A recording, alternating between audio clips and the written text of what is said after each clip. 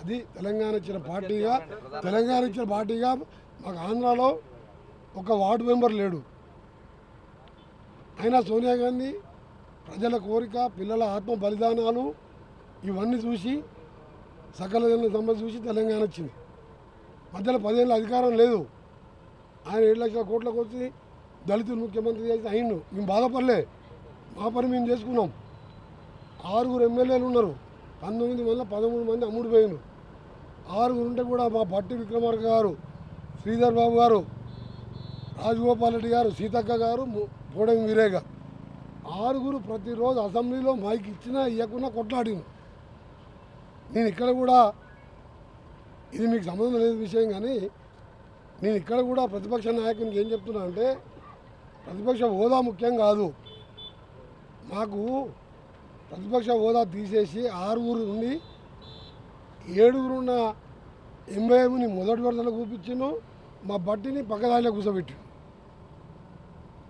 మా ప్రతిపక్ష హోదా వచ్చింది, 19 మంది గెలిస్తే 119 వచ్చింది. ఇక్కడ కూడా ప్రతిపక్ష నాయకులు 11 మంది ఉన్నా అసెంబ్లీలో వచ్చి కొట్లాడినప్పుడే ప్రజల సమస్యలు ముఖ్యమంత్రికి ఎంత బాధ్యత ఉంటుందో ప్రతిపక్ష నాయకునికి అంతే బాధ్యత. మేము పార్లమెంట్లో 100 క్వశ్చన్లు వేసిన, హైదరాబాద్ విజయవాడ రోడ్ అని, అదని ఇదని, టెక్స్టైల్ ఇండస్ట్రీ అని. ఆడ మా గవర్నమెంట్ లేదు కదా. ఖర్గే గారు, అధీర్ రంజన్ చౌదరి, మాకు అఫీషియల్గా గుర్తింపు లేదు. రాజ్యసభలో గుర్తింపు ఉన్నది, లోక్సభలో గుర్తింపు లేదు అప్పుడు. అయినా అధీర్ రంజన్ చౌదరి గారు, సోనియా గాంధీ గారు రోజు పార్లమెంట్కి వచ్చేవాళ్ళు. ప్రతిపక్ష హోదా ఉంటేనే పోయేది కాదు. 6 ఉన్నోళ్ళం గవర్నమెంట్ నిలదీసి గవర్నమెంట్కి మళ్ళీ వచ్చినవా లేదా మేము. ఇక్కడ కూడా ఆ విధంగా ఉంటేనే అధికార పక్షం కూడా వాళ్ళు సలహాలు ఇవ్వాలి, తప్పు చేస్తే తప్పు పట్టాలి, మంచి సలహాలు ఇవ్వాలి, రాష్ట్రాన్ని అభివృద్ధి చేసుకోవాలని ప్రతిపక్ష పార్టీకి కూడా సలహా నేను పేపర్ ముఖంగానే సలహా ఇస్తున్నా కదా. ఎగ్జాంపుల్ తెలంగాణ అసెంబ్లీ చెప్పినా, పార్లమెంట్లో అధీర్ రంజన్ చౌదరి పైసా నేను ఎంపీగా ఉన్నా, వాళ్ళ ఎంపీలు 20 మంది ఉన్నారు, మాకు హోదా లేదు. 52 మంది 55 మంది కలిస్తే హోదా వస్తుంది. అంతకుముందు ఖర్గే గారికి కూడా హోదా లేదు. పెద్ద మనిషి అయినా ఆ చలికాలంలో రోజు వచ్చేవాడు అసెంబ్లీ. అంటే ప్రతిపక్షం ఎంత అంటే, ముఖ్యమంత్రి తర్వాత ప్రతిపక్ష నాయకుడే ముఖ్యం. హోదా ఉన్నదా లేదా తర్వాత సంగతి. కావాలని కోరుకుంటున్నా. ఆంధ్రప్రదేశ్ కూడా తెలంగాణ లాగా పచ్చగా ఉండాలి, త్వరగా డెవలప్మెంట్ కావాలని నా ఆకాంక్ష. అందరికీ సంక్రాంతి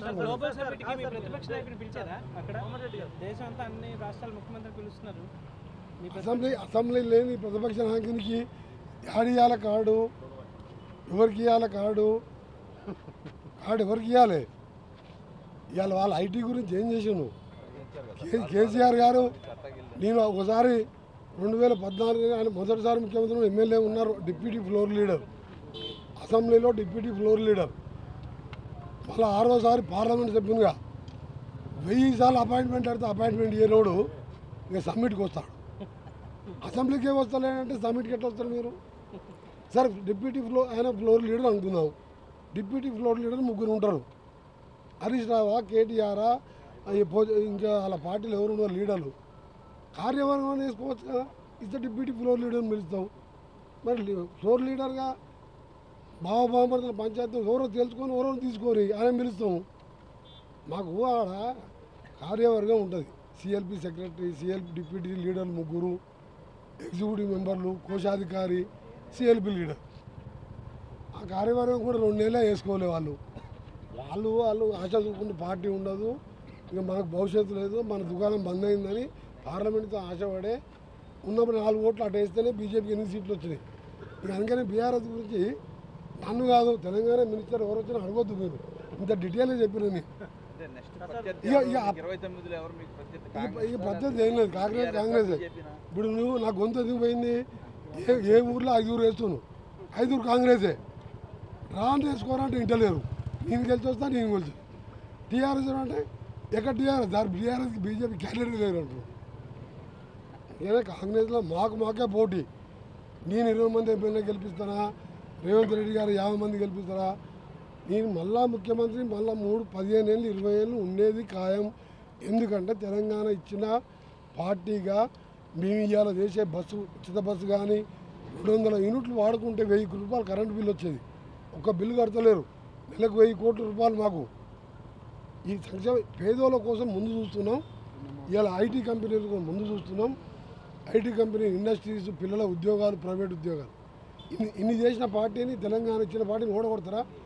ఒక్కసారి అంటే దళిత ముఖ్యమంత్రి, గిరిజనులకు ముస్లింలు 12%, 100 అబద్ధాలు అయితే 2 సార్లు అయింది. కానీ ఇప్పుడు వాళ్ళ బిడ్డకు సమాధానం చెప్పలేక వస్తున్నారు. వాళ్ళ పార్టీ గురించి మీరు రాసి అనవసరంగా నా 15 నిమిషాలు టైం ఖరాబ్ చేశారు. 2 రాష్ట్రాలు బాగా ఉండాలంటున్నారు కానీ మీ మంత్రులందరూ మూకమ్మడిగా డిప్యూటీ సీఎం పవన్ కళ్యాణ్ మీద కామెంట్లు చేస్తున్నారు. తెలంగాణ తిరగని సినిమా ఆడమని. అదే చిన్నవి జరుగుతుంటాయి, పోతుంటాయి. ఈ తెలుగు రాష్ట్రాల ప్రజలు ఎంత మంచి వాళ్ళంటే దేశంలో మంచి వ్యక్తులు, సౌమ్యులు, మాటకు మర్యాద ఇచ్చేవాళ్ళు, ఇంటికి వస్తే అన్నం పెట్టి ఛాయ్ తాపి మంచినీళ్ళు ఇచ్చే సంస్కృతి తెలుగు రాష్ట్రాలది. ఈ 2 తెలుగు రాష్ట్రాలు మంచి మనసులు కూడా కలిసిపోయినాయి. 2 రాష్ట్రాలు కూడా అభివృద్ధి కావాలనేదే కోరిక. చిన్న చిన్న ఇష్యూలు వస్తుంటే పోతుంటుంది. దాని మీద నో కామెంట్.